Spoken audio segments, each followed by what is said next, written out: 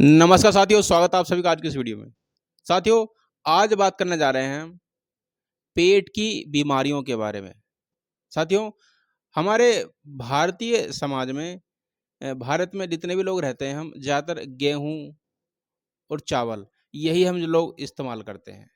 और जो बाहर विदेशों में ज़्यादातर नॉन-वेज इस्तेमाल किया जाता है, जो अनाज का इस्तेमाल कम करते हैं। जैसे चाइना में आप जाएँगे, तो यहाँ पर कोई भी खाना हो, वहाँ पे 99% नॉन-वेज ही इस्तेमाल करते हैं। लेकिन हमारे भारतीय समाज में ज़्यादातर अनाज के रूप में गेहूँ और चावल यही मुख्य रूप से इस्तेमाल होने वाली चीज़ें हैं। लेकिन आज से यदि 20 साल पहले की हम बात करें, तो पहले हम लोग चना, बाजरा इनकी रोटियाँ बना कर के, और वो भी रोटियाँ जो आटा बनाते थे हम, तो आटा घर की चक्की होती थी और घर की चक्की पर खुद अपने हाथ से पीस कर के महिलाएँ तब उसको खाती थी।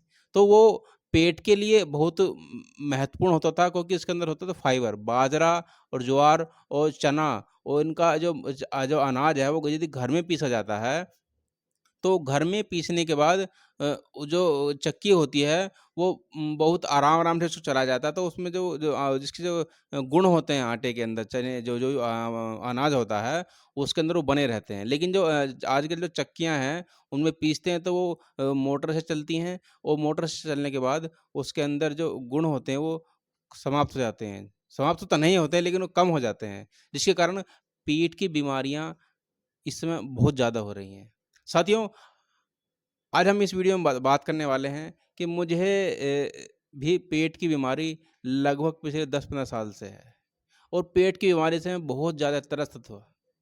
पिछले साल अक्टूबर महीने में मैंने डॉक्टर ध्रुव जैन हैं मेरठ में, उनका यहाँ इलाज कराया था, उनको दिखाया था। उन्होंने मेरा अल्ट्रासाउंड कराया, तो अल्ट्रासाउंड में जानकारी मिली कि मेरे पित्त की थैली में पथरी है। मेरी पित्त की थैली में 13 एमएम की पथरी थी उस समय, अक्टूबर माह में। तो डॉक्टर साहब ने कहा कि आप इस पित्त की थैली को ही निकलवा दीजिए। तो मुझे बड़ा अचंभा हुआ कि भई पित्त जब पथरी है तो पथरी निकलनी चाहिए, तो वो पित्त की थैली क्यों निकाल लें? जब पित्त की थैली निकल जाएगी तो फिर डाइजेशन कैसे होगा? कि जो हमारा हाजमा होता है, वो हाजमा पित्त के माध्यम से ही होता है। जो हम खाना खाते हैं, तो जो खाने खाने के साथ ही वो जो पित्त है वो मिल जाता है उसके अंदर, और हमारा खाना उसके साथ हज़म होता है। लेकिन डॉक्टर साहब ने कहा भी आपकी तो पित्त की थैली निकाल दी जाएगी, तो आपको बिल्कुल सही हो जाएगा, उसके बाद कोई समस्या नहीं होगी आपको जो है। लेकिन मैंने बहुत लोगों से, अपने साथियों से, अपने मित्रों से, अपने परिवारजनों से और सभी से मैंने संबंधियों से बातें की, जानकारी ली, क्या इसका यही इलाज है, पित्त की थैली को ही निकाला जाएगा? तो सभी ज़्यादातर कई लोगों ने पहले निकलवा भी चुके थे, हमारे साथी हैं एक लोग, उन्होंने भी पित्त की थैली की उनको पहले समस्या थी। उन्होंने कहा भी यदि पित्त की थैली के अंदर जो पथरी है वो ज़्यादा बड़ी हो जाएगी, तो ज़्यादा उसका बड़ा आकार होने पर वो दर्द पैदा होने लगेगा पित्त में, और जब दर्द होता है तो असहनीय दर्द होता है, उसमें इतना असहनीय दर्द होता है कि उसको व्यक्ति सहन नहीं कर पाता। और जब ज़्यादा पथरियाँ हो जाती हैं पित्त की थैली में, तो उससे कैंसर का भी डर हो जाता है। तो मुझे दिमाग बड़ा मेरा टेंशन में आ गया कि भई ये तो बड़ी समस्या हो गई। तो डॉक्टर साहब के कहने के अनुसार मैंने जब दिसंबर में जो शीतावकाश हुआ, उत्तर प्रदेश बेसिक शिक्षा प्रबंधन जितने भी परिषदीय विद्यालय हैं, तो उन परिषदीय विद्यालयों में शीतावकाश यानी कि ठंडी की छुट्टियाँ होती हैं। तो ठंडी की छुट्टियों में जब मैं छुट्टी लेकर के आया, तो उन छुट्टियों में मैंने दोबारा से आकर के डॉक्टर साहब को दिखाया। उन्होंने मेरा अल्ट्रासाउंड कराया, तो अल्ट्रासाउंड जब कराया, तो अक्टूबर में जब कराया था उस समय 13 एमएम की थी, और जब हमने दिसंबर में जो अल्ट्रासाउंड कराया, तो उसमें उसका आकार बढ़ कर के 16 एमएम का हो गया। अब आप बताइए, 13 यानी कि 3 एमएम, 3 महीने के अंदर ही 3 एमएम बढ़ गई। इतना जल्दी उसका आकार बढ़ गया। तो डॉक्टर साहब ने कहा कि इसका आप ऑपरेशन ही करा लीजिए, इसका कोई और अन्य इलाज नहीं है। तो मैंने काफ़ी विचार-विमर्श करने के बाद फिर इसको दिसंबर में इसका अपना ऑपरेशन ही करा दिया, और ऑपरेशन कराने के बाद वो पित्त की थैली को ही डॉक्टर साहब ने निकाल दिया बाहर। तो उससे पहले मुझे मुझसे मुख्य समस्याएँ जो रहती थी पेट में बार-बार जो है कभी दस्त हो जाना, कभी कब्ज़ होना, हाजमा नहीं होना, डाइजेशन गड़बड़, पेट में गैस बनना, वो समस्या उससे पहले होती थी। लेकिन जो डॉक्टर साहब ने ऑपरेशन किया उसके बाद समस्याएँ जैसे कि उस समय जब ऑपरेशन हुआ था तो काफ़ी एंटीबायोटिक चली थी उस समय, उसके बाद ही डॉक्टर साहब ने एंटीबायोटिक दवाई चलाई थी क लगभग 15-20 दिन तक। एंटीबायोटिक दवाएँ क्या होती हैं, वो शरीर में जो प्रतिरोधक क्षमता होती है उसको बढ़ा देती है, जो समस्या है तो उनको धीरे-धीरे थोड़ा कम कर देती हैं। तो उसमें मुझे काफ़ी आराम हुआ था जो है उस समय जो है ऑपरेशन के बाद। ऑपरेशन के बाद मुझे अब इस समय लगभग 6 महीने हो गए हैं ऑपरेशन कराए हुए। जो पहले समस्याएँ थी जैसे कि सही से हाज़मा ना होना, डाइजेशन ना होना, खाना ना पचना जो है सही तरह से, वो अभी पूरी तरह से तो अभी आराम नहीं है। लेकिन मुख्य जो इसमें अब मैं आपको बताने वाला हूँ कि क्या ऑपरेशन कराने से मुझे क्या फ़ायदा हुआ और क्या नुकसान हुआ। इसमें मुझे फ़ायदा तो देखा जाए तो फ़ायदा बस इतना हुआ कि मुझे डर था कि भी अचानक से दर्द होने लगा कहीं। मान लीजिए जैसे हम कहीं बाहर कहीं किसी अपने बड़ी दूर कहीं यात्रा पर गए हैं, वहाँ अचानक से दर्द होने लगे, पीठ की थैली में जो है, तो तब वहाँ कैसे करेंगे? या कहीं जैसे अब हम बाहर में ड्यूटी करते हैं, ड्यूटी के टाइम पे अगर दर्द होने लगे तो तब कैसे होगा? तो वो समस्या मेरे दिमाग से खत्म हो गई, चलो भई अब पित्त की थैली निकल गई है, तो कहीं दर्द अब कोई समस्या नहीं होगी जब पित्त की थैली ही नहीं है तो पथरी पथरी नहीं है तो दर्द कहाँ होगा? तो ये समस्या एक तो खत्म हो गई। दूसरा पेट की समस्या में ये है कि डाइजेशन में सुधार तो मेरे हुआ है, लेकिन गैस बहुत बनती है। डॉक्टर साहब को मैंने उसके बाद अब दिखाया दोबारा से जाकर के, डॉक्टर ध्रुव जैन को दोबारा उनके पास गया मैं, उनसे परामर्श लिया, कहा डॉक्टर साहब से कि डॉक्टर साहब डाइजेशन में तो हल्का सुधार हुआ है, लेकिन गैस बहुत ज़्यादा बनती है। डॉक्टर साहब ने कहा कि धीरे-धीरे आपका जो शरीर है, वो जो खाने को पचाना जैसे जो खाने को पचाता है, वो पित्त पचाता है। पित्त का बहुत बड़ा रोल होता है।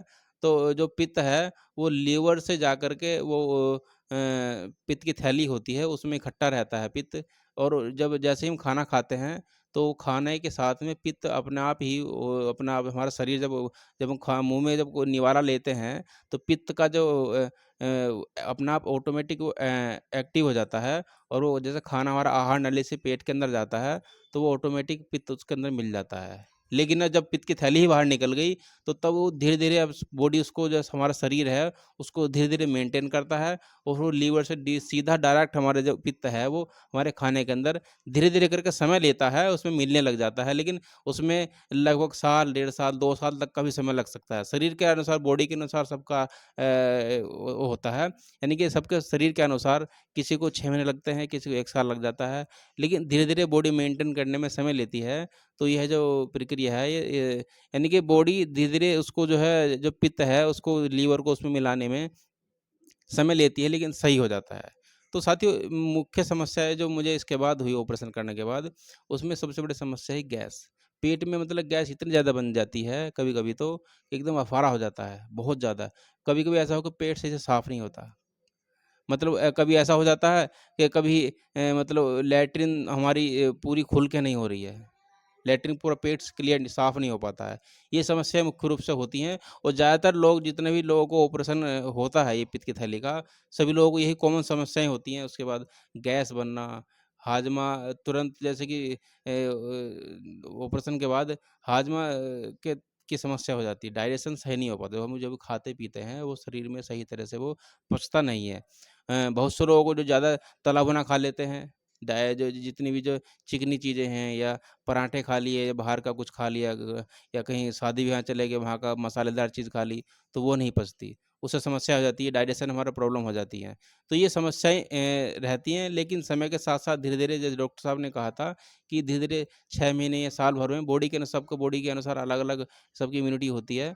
तो उस अनुसार सब ये धीरे-धीरे जो शरीर है, वो धीरे-धीरे उसको कवर कर लेता है, हो जाता है। लेकिन जो भी समस्याएँ हैं मुझे हुई हैं, उनमें मुझे वैसे सुधार तो हुआ, जो पहले से समस्याएँ थी, उसमें अब सुधार हुआ है। डाइजेशन के अनुसार मेरे डाइजेशन में सुधार हुआ, लेकिन अभी भी समस्या बनी हुई हैं। अभी लगभग 6 महीने हो गए हैं, अभी पूरी तरह से सुधार नहीं है। समस्याएँ बनी हुई हैं, गैस बनती है बहुत ज़्यादा है। तो साथियों जो जिन लोगों को ये पेट की समस्या रहती है, इसमें एक बात और निकल के आती है, डॉक्टर साहब ने जैसे बताया कि पेट की समस्याओं में एक बीमारी होती है इरिटेबल बाउल सिंड्रोम, आईबीएस। जो लोग मानसिक कार्य करते हैं, जैसे कि मेरा काम शिक्षण कार्य का है और भी बहुत से साथी हैं जो शिक्षण कार्य करते हैं या और क्लेरिकल वर्क करते हैं, कंप्यूटर वर्क करते हैं, यानी जो मानसिक वर्क करते हैं, शारीरिक काम जिनका कम है, तो उन लोगों को एक समस्या हो जाती है इरिटेबल बाउल सिंड्रोम। यानी कि ये इसको हिंदी में बोलते हैं हम संघ्राणी। तो ये यानी कि जो पेट का जो संबंध है वो सीधा दिमाग से होता है। हमारा जो पेट है इसका सीधा-सीधा संबंध व्यक्ति के दिमाग से होता है। दिमाग में हम जो भी सोचते हैं, जो भी क्रियाकलाप करते हैं, तो उसका सीधा हमारा जो प्रभाव होता है हमारे पेट पर होता है। यदि जैसे आपने कभी-कभी देखा होगा व्यक्ति से कभी एकदम से कोई किसी को शौक लगता है, एकदम घबरा जाता है, कोई उसे डरा रहता है एकदम से, तो तुरंत कई लोगों को ऐसा होता है कि उनको पेचिश लग जाते हैं। उनके पेट में एकदम गुड़गुड़ाहट होने लगती है। ऐसा बहुत से लोगों को आपने देखा होगा, सुना होगा, जाना होगा। बहुत से लोग कहते सुना होगा, भाई मुझे तो एकदम से बहुत ज़्यादा एकदम पेट में मेरे मरोड़ लगने लगी। तो ऐसा ये होता है दिमाग से। दिमाग का सीधा संबंध पेट से होता है। तो ये जो लोग ज़्यादा मानसिक कार्य करते हैं, कंप्यूटर काम करते हैं, क्लरिकल वर्क करते हैं, उन लोगों को पेट से जो उनके मानसिक समस्या से सीधा पेट की समस्या भी होने लगती है। तो जो ऐसे लोगों को जो बीमारी होती है, उस बीमारी का नाम होता है इरिटेबल बाउल सिंड्रोम। तो डॉक्टर साहब ने कहा कि आपको ये प्रॉब्लम भी हो सकती है क्योंकि आपको ये पित्त की थैली में जो पथरी थी लोगों को आपको तो केवल 16 एमएम की पथरी थी लोगों को 30-30 एमएम की पथरी हो जाती है। उन लोगों को इतनी ज़्यादा समस्या नहीं होती है क्योंकि मेरा पेट कभी दस्त लग जाते थे पहले, कभी कब्ज़ हो जाती थी, अभी भी वही समस्या है। अभी भी वही समस्या है कभी मुझे दस्त लग जाते हैं, कभी कब्ज़ हो जाती है, कभी बहुत ज़्यादा गैस बन रही है, खाना ठीक से हज़म नहीं होता है। तो ये समस्याएँ अभी भी फ़िलहाल बनी हुई हैं लेकिन पहले से आराम है। ऑपरेशन से पहले जो समस्या मुझे पहले थी, जो पहले बहुत ज़्यादा थी, वो समस्याएँ इस समय आराम है मुझे। जो कुछ दवाएँ लीवर की कुछ दवाएँ डॉक्टर साहब ने चला रखी हैं, कुछ गैस की दवाएँ चला रखी हैं, कुछ डायजेशन की दवाएँ चला रखी हैं। रिलीफ़ है लेकिन अभी भी ये समस्याएँ बनी हुई हैं। डॉक्टर साहब ने कहा कि आप जैसे कि आप शिक्षण कार्य करते हैं, मेंटली वर्क करते हैं, मेंटली वर्क जो ज़्यादा लोग करते हैं, तो उन लोगों को गैस की समस्याएँ हैं, जो पेट की समस्याएँ हैं, वो बनी रहती हैं। बन जाती हैं ज़्यादातर लोगों को, इसको बोलते हैं हम इरिटेबल बाउल सिंड्रोम। यानी कि ये मानसिक बीमारी है। ये मस्तिष्क से हमारे पेट में बीमारी आ जाती है। हमारे जो दिमाग है, दिमाग का सीधा संबंध पेट से होता है। तो उससे इसमें एक बीमारी और हो जाती है इन्फ्लेमेटरी बाउल डिसीज़ आईबीडी इसे बोलते हैं हम आईबीडी इन्फ्लेमेटरी बाउल डिसीज़। इसमें क्या होता है कि इसमें ज़्यादातर लोगों को समस्या होती है कि पेट के निचले हिस्से में सूजन आ जाती है। यानी कि इन्फ्लेमेशन आ जाता है, पेट के निचले हिस्से में। खाना तो उनको भी ठीक से हज़म नहीं होता, लेकिन उसके साथ-साथ उसको उनके पेट में सूजन आ जाती है, उसको बोलते हैं आईबीडी। जैसे हम डॉक्टर तो खुद है नहीं है, केवल जो जैसे डॉक्टर साहब ने हमें बताया, तो वही हम आपको बता रहे हैं। डॉक्टर ध्रुव जैन हैं, बहुत ही अच्छे परामर्श चिकित्सक हैं। एमएस हैं, मास्टर ऑफ सर्जन हैं, उन्होंने दिल्ली एआईएमएस से जो डिग्री की हुई है। वो अच्छा पूरे हमारे भारत का नामी-गिरामी जो है वो एम्स है, एम्स के नाम से प्रसिद्ध है, तो वहाँ से उन्होंने एमएस की डिग्री किया। वो पूरे मेरठ में अच्छे सुप्रसिद्ध डॉक्टर हैं, डॉक्टर ध्रुवजन। मैं उनका प्रचार नहीं कर रहा हूँ, लेकिन जैसे हमने खुद उनसे चिकित्सा उनसे कराई है, तो वही हम आपको आपके साथ साथ जो है उनको शेयर कर रहा हूँ। साथियों, जो ये समस्याएँ हैं, पेट की समस्या ज़्यादातर दिमाग से होती हैं, तो मैं यही आपको सलाह देना चाहता हूँ कि यदि कोई भी मानसिक कार्य करते हैं, तो मानसिक कार्य करने के जो करते हैं, तो उस मानसिक कार्य को आप ज़्यादा दिमाग में ना लें। उसको केवल जहाँ जिस कार्यस्थल पर काम कर रहे हैं, उसको वहीं पर छोड़ दें, उसके बाद उसको अपने घर पर ना लेकर आएँ। उसको दिमाग कोई भी काम कर रहे हैं, उसको दिमाग में ना रखें, यानी कि आपको कोई भी कार्य क्षेत्र में किस प्रकार की समस्या होती है, आप स्कूल में शिक्षण कार्य कर रहे हैं, आपके स्कूल में कोई किसी भी मान लिया ग्राम प्रधान है या कोई अभिभावक है, पेरेंट्स है, उनसे आप किसी प्रकार की कोई कभी कोई किस प्रकार की कहा-सुनी हो गई या कोई बहुत सी स्टाफ में किसी से कहा-सुनी हो गई या आपको कोई जो काम दिया गया है आपके विभाग के द्वारा उसकी तरफ से आपको मानसिक कोई किसी प्रकार की ज़्यादा टेंशन हो गई है, कोई आपके ऊपर कार्रवाई हो गई है, उसके बारे में दिमाग में टेंशन हो गई है, तो उसको आप कार्यस्थल पर ही छोड़ कर के आ जाएँ, उसको आप अपने घर ना लेकर आएँ। मेरे कहने का उद्देश्य ये है कि यदि आप मानसिक तनाव लेंगे, तो उसका सीधा संबंध आपके पेट से होगा और आपका पेट भी आपका गड़बड़ाएगा। और यदि आपका पेट गड़बड़ाएगा तो मेन जो हमारे शरीर का जो मुख्य अंग होता है, पेट होता है। यदि आपका पेट सही नहीं है, तो आप कोई भी काम आप सही से नहीं कर पाएँगे, जीवन भर आप परेशान रहेंगे। क्योंकि मैं इन परेशानियों से झेला हूँ, मैंने जो परेशानियाँ झेली हैं और इस समय झेल भी रहा हूँ, वो आपके साथ आज शेयर कर रहा हूँ इस वीडियो में। और जो समस्या मुझे हुई हैं, इन समस्याओं के साथ आप जो मैं अब समस्या आपको बता रहा हूँ, जो आप सुन रहे हैं, इनको आप अपने जीवन में यदि इस्तेमाल करेंगे, इनको जब यूज़ करेंगे, किसी प्रकार का तनाव नहीं लेंगे और आपका जो काम है, किसी प्रकार का जो भी काम करते हैं, उसको दिमाग में ना रखेंगे और अपने जीवन को सही तरह से जिएँगे, मानसिक रूप से किसी प्रकार की टेंशन नहीं लेंगे, तो आपका पेट ठीक रहेगा और आपका स्वास्थ्य बिल्कुल सही रहेगा। क्योंकि पेट ही पूरे शरीर का एक मुख्य अंग होता है। यदि आपका पेट गड़बड़ है, तो आप जीवन में ये मान लीजिए कोई भी किसी प्रकार का काम कर नहीं सोच ही नहीं सकते। क्योंकि पेट गड़बड़ होगा, तो आप दिमाग से कुछ काम ही नहीं कर पाएँगे। तो साथियों, यही जो समस्याएँ थी, जो मैंने अपने जीवन में अब तक सही पेट से संबंधित जो मुख्य-मुख्य समस्याएँ थी, मैंने आपको इस वीडियो में आपको बताया। तो ये वीडियो आपको अच्छी लगी हो तो साथियों, तो अपने साथी के साथ, अपने मित्र के साथ शेयर कीजिएगा। जिन लोगों को पेट की समस्या से परेशान रहते हैं, वो इस वीडियो से जो मैंने आपको बताया है, इसमें आप इसको जानकारी करके अब क्या-क्या आपको इसमें सावधानियाँ बरतनी है। जैसे तला भुना ना खाएँ बिल्कुल भी जो है। अपने जीवन में आपको शुद्ध रखना है तो मोटा अनाज खाएँ, मिलेट्स, बाजरा, गेहूँ, चावल, इनका मोटा अनाज खाएँ। सुबह के समय चना चना जो शाम को उसको पानी में फुलो दें और सुबह उसको खाएँ। ये बहुत स्वास्थ्य के लाभदायक होता है। हम लोग सोचते नहीं है कि भई इसमें क्या होगा धीरे-धीरे, लेकिन पहले के लोग जो है मोटा अनाज खाते थे। मोटा अनाज खाइए, मिलेट्स खाइए और अपने शरीर को स्वस्थ रखिए। क्योंकि मुझे समस्याएँ हुई हैं, वो जो समस्याएँ जो हुई है, वो मैंने आपके सामने शेयर की हैं। साथियों, वीडियो बहुत लंबी हो गई है। ज़्यादा वीडियो लंबी ना करते हुए बस आपके साथ मैं अपनी वीडियो को विदा चाहता हूँ। साथियों, मिलते हैं अगली वीडियो में, तब तक के लिए आपका सादर नमस्कार।